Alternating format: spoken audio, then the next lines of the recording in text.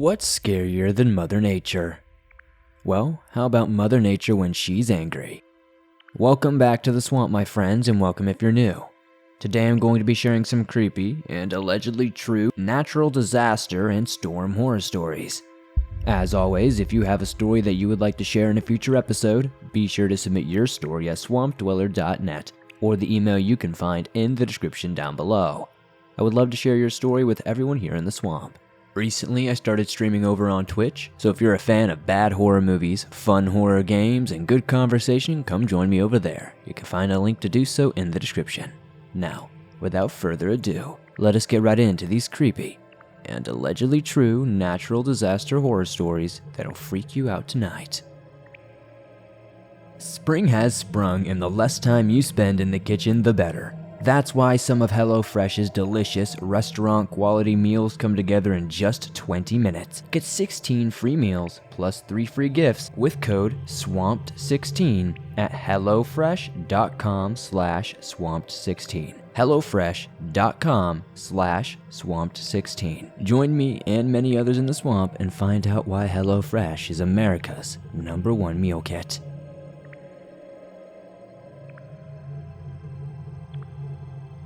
Hello, I love your stories. You do an excellent job. You bring them to life, and that is why I'm submitting my story. It was 1978. I was 8 years old, and my grandmother was a woman of strong faith. She was afraid of storms, for she had seen her sister struck by a lightning bolt.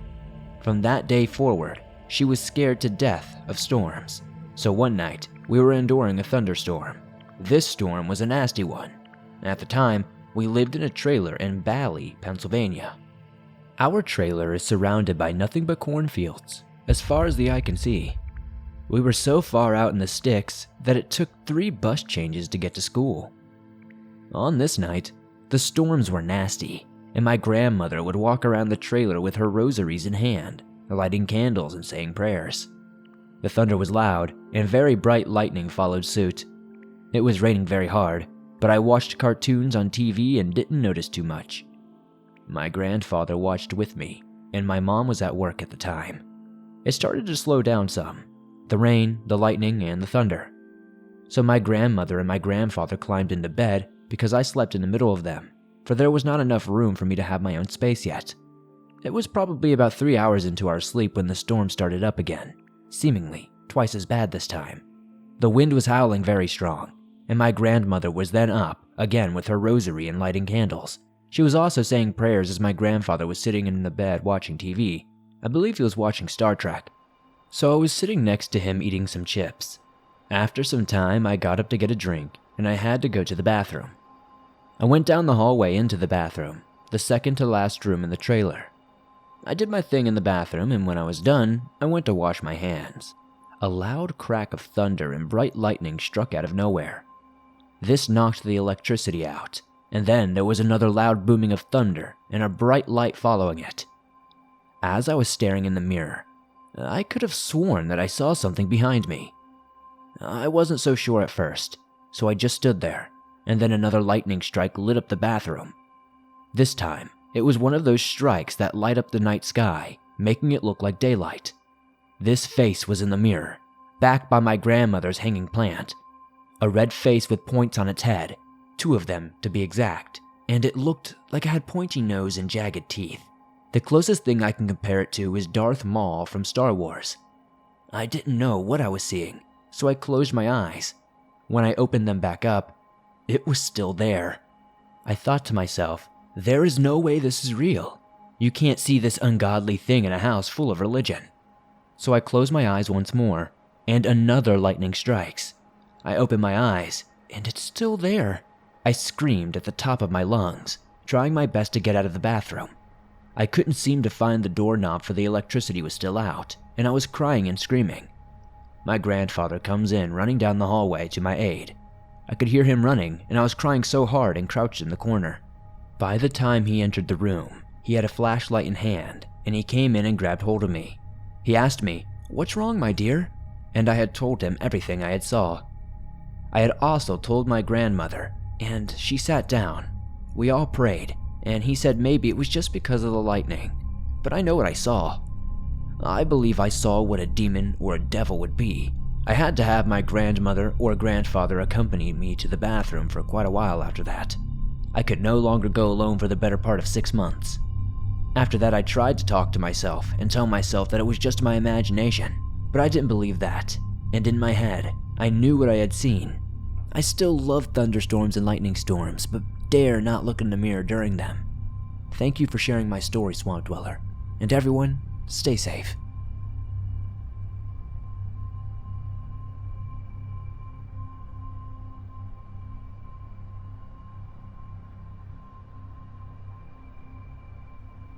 I went on a quick overnighter in the Northern California wilderness to test some of my buddy's new gear before going backpacking the following weekend. We got to the trailhead at around 10 p.m. We loaded up our backpacks and headed up into the hills. Since it was late, many nocturnal creatures were looking for food. Owls, raccoons, foxes, etc. After about 6 miles, we came to a point where we would turn off the trail and summit one of the more prominent hills that had an epic view overlooking rolling hills and cliffs for miles and miles. Before we headed up, we shined our very bright flashlights toward a rustling bush about 150 yards up the hill. We saw a very quick glint of eye reflection and then it was gone. Our first thoughts were a mountain lion. Great, we both said aloud as we realized that whatever it was, it would be in the area we would be sleeping. I had only brought a hammock, as it was hovering around 96 degrees Fahrenheit at midnight. We pushed up and onto the summit and had a glorious view of the stars and dimly glowing hills and cliffs. We both scanned for about 15 minutes with our lights to see if we could flush out whatever made the noise without success, and we brushed it off and set up camp. After falling asleep for a couple of hours, I suddenly woke up feeling this dread and impending doom feeling. It was like fear entirely enveloped me. I took out my 10mm pistol from its holster and scanned the area with the weapon light in a half-awake adrenaline-fueled state. For those who don't know, a 10mm pistol is a great defense against predators. After taking myself off the scare train, I took a deep breath and laid back. Suddenly, I started to get flashes in my vision. Am I having straight hallucinations right now? I thought to myself as I giggled a bit, and they soon continued for about 10 seconds. Finally, when I looked out into the horizon, I realized that there was a focal point of the light. I watched it for about 10 minutes, realizing it was an electrical storm over the ocean. It was an epic show. I kept thinking how lucky I was and should go wake up my buddy so he could see it. As I walked over to his tent, my phone got a notification, and I realized in that one spot I had service. So after waking him up, I pulled up the Doppler radar and realized it was massive and a very fast-moving thunderstorm with an insane amount of electrical activity coming directly for us. Being surrounded by heaps of dry and tall vegetation and the heat and low humidity, we both knew we were in a terrible fire zone. We guessed we had about 15 to 20 minutes max before the storm hit us, and we had about a 2-hour hike or a 1-hour run back to the truck. 10 minutes later, we were packed and completely running and sliding down the hill as fast as we could. As soon as we got back onto the trail, the wind had started to gust and snap branches off the dried out oak trees. We both had backpacks on, albeit mine was 15 pounds and his was almost 45 pounds with his test gear. We ran for a solid 3 miles. We had to slow the pace a bit due to his pack weight, and we decided we were safe enough to cruise at a speed walk. Right around the halfway point, we came down through a bit of drawing with oaks scattering the landscape. The trail, turning left about 90 degrees in a sweep, and we both immediately came to a stop. Weapons were drawn. About 50 yards in front of us in the trail stood a full-grown mountain lion, around the size of a German shepherd with a tail the length of its body. She was staring directly at us. It turns and takes one leap about 15 to 20 feet up the embankment into a large grove of manzanita. It disappears. We can hear horrendously powerful gusts blowing all the trees around, occasionally snapping branches and huge cracks of thunder immediately after the sky pulses with electricity. I instructed my buddy to stay close, and we will push through swiftly and effectively with all of our lights and weapons at the ready in case this thing was hungry and brave enough to F around and find out. We cleared that cat's area and kept pushing at a decent pace, when our flashlights lit up a set of eyes at the very end of the trail about 100 yards away, and he could not see what I saw. It was a set of glowing eyes right at the left-hand edge of the trail about 6 inches above the dirt, peering through the grass, body hidden over the downhill embankment. The right-hand side of the course was vertical for about 10 feet and then pushed uphill for about 200 yards. Manzanita lined the top edge of the vertical wall. We knew there was no other option to either suck it up or confront whatever was creeping up on us or chill in a thunderstorm in the worst fire load conditions imaginable. So we pushed. We had our headlamps on full blast at 1,000 lumens each, plus two 1,500 lumen handheld lights and my weapon light, which is also 1,000 lumens with a red laser. Walking with a purpose, we pushed, weapon trained where I last saw the eyes. My buddy's hand on my shoulder as we approached the spot. I moved to the opposite side of the trail from the left edge so that there would be no question of what was staring at us. But my friend, on the other hand, decided to peer over the edge. Crap, he shouts as he launches to my other side, putting me between him and the border. It's a full-grown mountain lion, 5 feet at least right there, as he points. As soon as he jumped around me, I turned around and had the laser aimed directly at the massive head of the mountain lion. I very sternly instructed him not to run and to grab my bag and guide me backward so I could hold contact with the cat. He began to show me back, stumbling with adrenaline in the dark as he dropped his light in panic. The cat stayed in the same spot and bobbed his head up and down as if he had no idea what was happening. I recognized this as a sign that we had the upper hand, and I released a little bit of pressure from the trigger. We continued to move away in the same formation, cat stationary, him pulling at my backpack and me not breaking eye contact. We were about 15 yards away when my headlamp illuminated the other side of the trail. 3 more set of eyes lit up. I'm assuming 3 more cats were probably adolescents learning the ambush ways from their mother.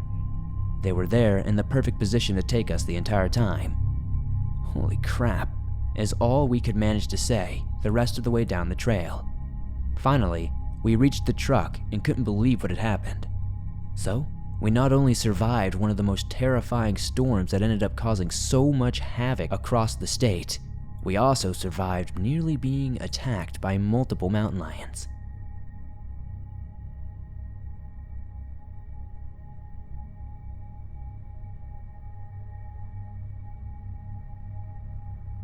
I am writing this as a warning to anyone reading or listening to this story, and as a reminder to myself, never underestimate how fast the weather can change.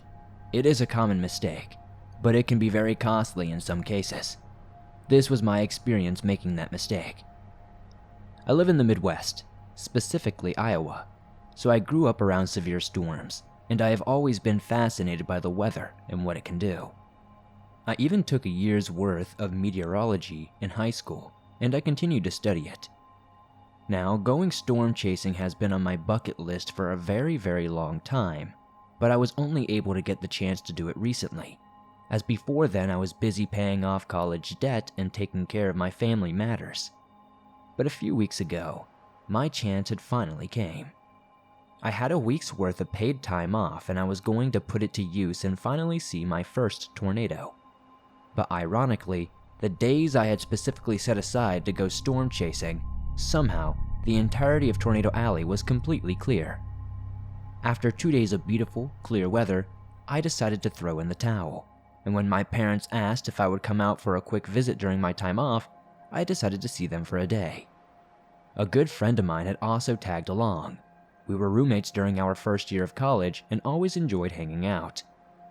Our trip was rather uneventful, and I had a good time visiting my family. Towards the evening, my friend and I got ready to leave, but one of my brothers had asked if I could come see him where he worked before I left, so I obliged and went to see him. On our way out of my hometown, I spotted a massive supercell to the east, which immediately made me uneasy. For those who may not know, a supercell is a huge thunderstorm that can produce large hail, strong winds, intense lightning, and tornadoes when the conditions are right.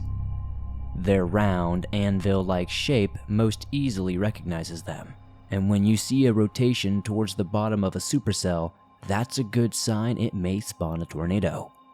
Now, my buddy and I watched the supercell as we made our way south towards the interstate, and I could easily see the storm moving west. We were in its crosshairs. However, I knew that we would be heading west to get home and could probably outrun it since we were on the interstate. So I pressed on, only making one stop to see my dad as he works for a farmer and has been very busy for the past few days trying to get the crops in. Once we were back on the road, I had my friend check a weather radar app I had on my phone so we could see how fast the storm was moving. When the radar image appeared on the screen, I was shocked to see a line of severe thunderstorms all along the interstate from Iowa City to Des Moines. Still, I knew all about driving in bad weather, and I was confident that I could handle whatever the storm could throw at me. So we kept our course and went straight into the teeth of the giant storm.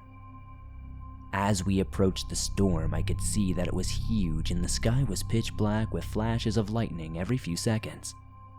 My friend and I were getting more excited by the minute as we pushed onwards, as the thunderstorm at night can be a spectacular show. The lightning this storm was generating was some of the most intense I had ever seen in my entire lifetime. Then, we went into the shower. Darkness enveloped us, with the only lights being the lights of the cars and trucks around us and the occasional street lights along the road. The strange thing was that despite the lightning being even more intense now, there was very little wind and no rain. I guessed that maybe the heat and humidity could generate the lightning, as it had been rather hot that day and that we had nothing to worry about, so we pressed onwards. Now, I admit night driving makes me hungry, and I was thinking about stopping along the route for milkshakes, but due to the storm I put that thought on hold while I kept my focus on the road in my trusty old pickup, making sure all the gauges were in the green. That's when I saw I was at 3/4 of a tank.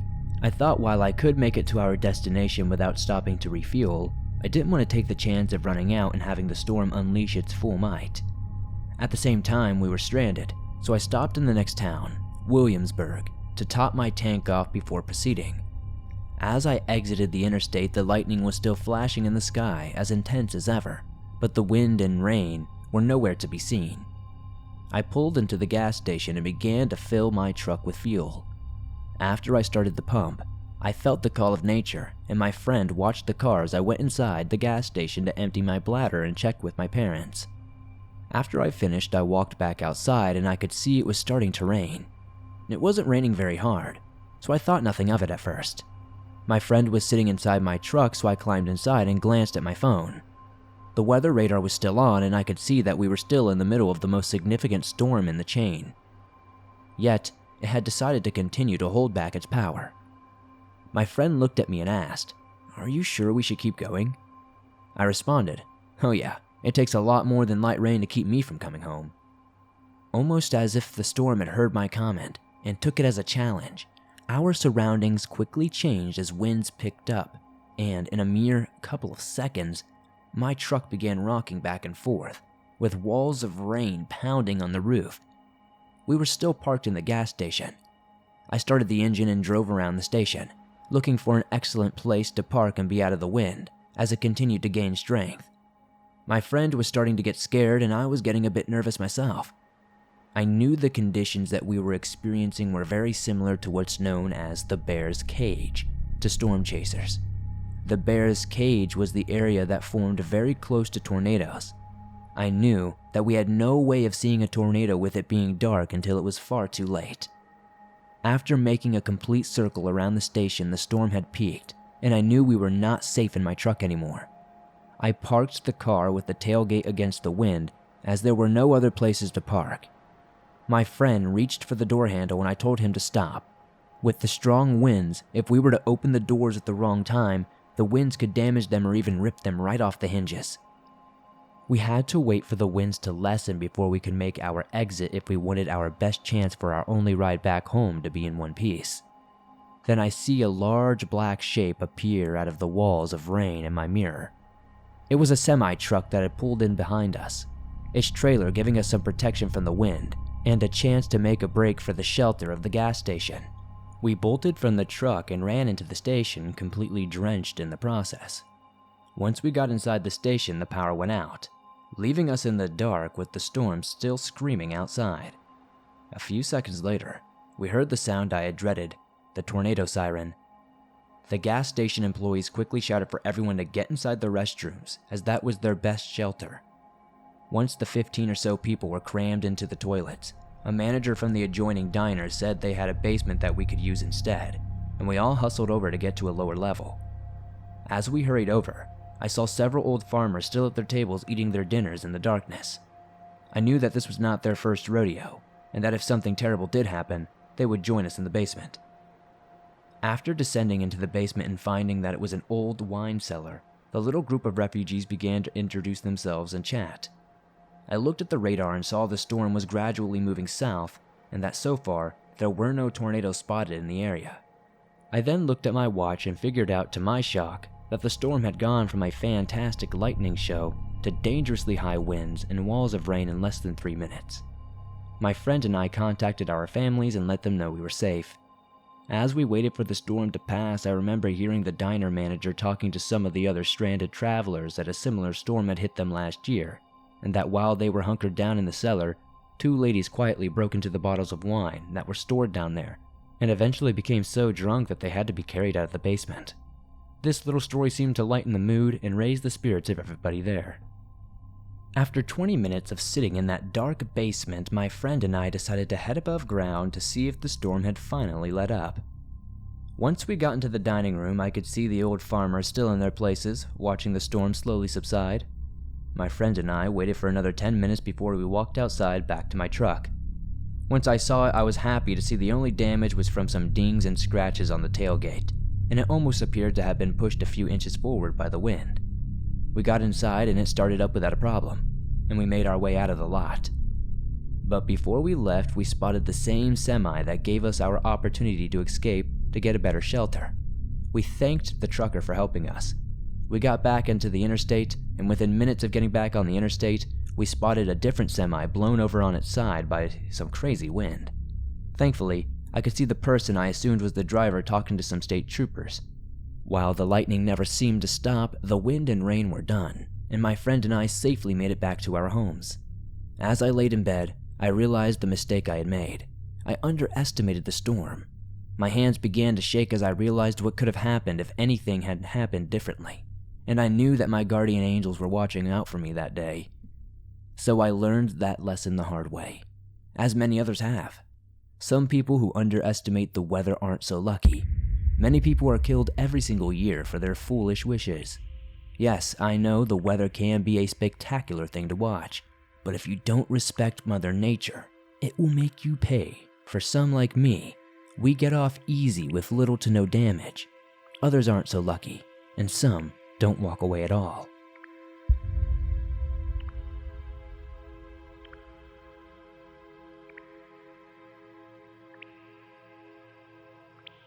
Living in Dixie Alley, we get lots of storms. In April of 2011, we had already been hammered by many tornadoes. We didn't get hit, but poor Alabama got wrecked. It was extremely odd to see paper debris from Alabama falling from the skies in Tennessee. Even canned goods.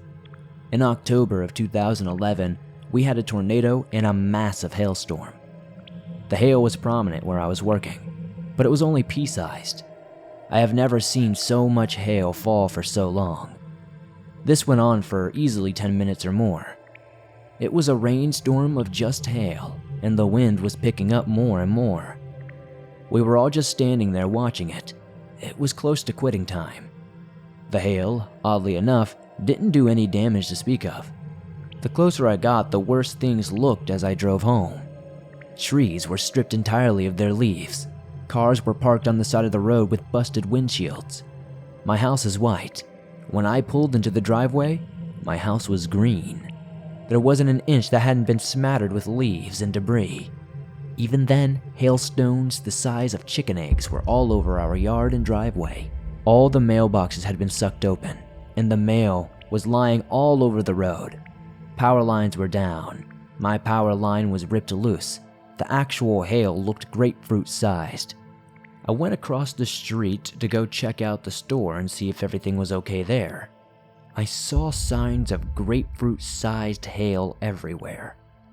I was very thankful that I had closed my swimming pool the weekend before. There were tons of debris on the cover. Things started to happen quickly after that. My neighbor came running and wanted to know if I had damage. They had been sitting on their porch and saw the funnel and ran. No warnings were out that day.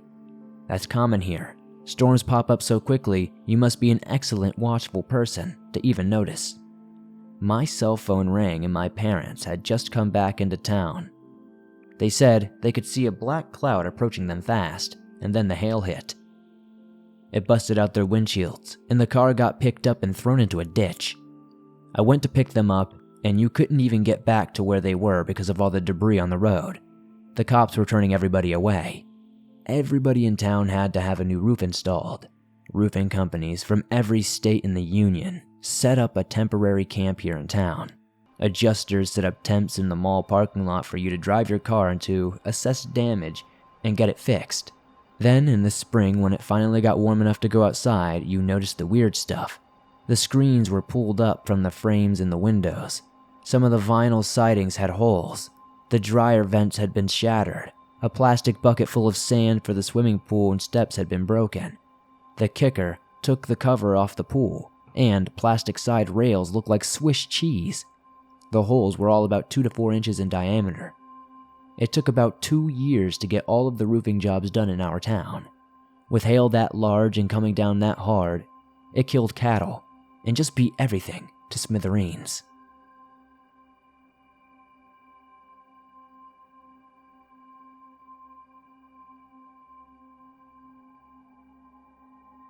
Thanks for listening to these creepy and allegedly true natural disaster horror stories. As always, if you enjoyed these stories, please be sure to hit that like button as it helps me out a ton. The more likes this episode gets, the more YouTube promotes it, and that's very helpful to the swamp. If you're listening to this on Apple Podcast or Spotify, please be sure to give us a 5-star rating over there, as it helps me there and it's very appreciated. If you're on the go, but don't have YouTube Premium but want to download your favorite Swamp Dweller scary stories no matter where you are, you can download them absolutely free from Apple Podcast, Spotify, Stitcher Radio, and anywhere else you find your favorite podcast online. If you have a story that you would like to share in a future episode, be sure to submit your story at swampdweller.net or the email you can find in the description down below. I would love to share your story with everyone here in the swamp. It's stories like yours that help keep this show going on a daily basis. If you would like to support the swamp outside of all that, maybe check out the merch store. I have t-shirts, hoodies, and more. Come join me over on Twitch. I stream multiple times a week. We watch terrible horror movies, play fun horror games, and just overall hang out with the community. You can find the link to do so in the description. Don't forget to join me on Instagram, Twitter, and Facebook, and I'll see you all soon with another creepy episode.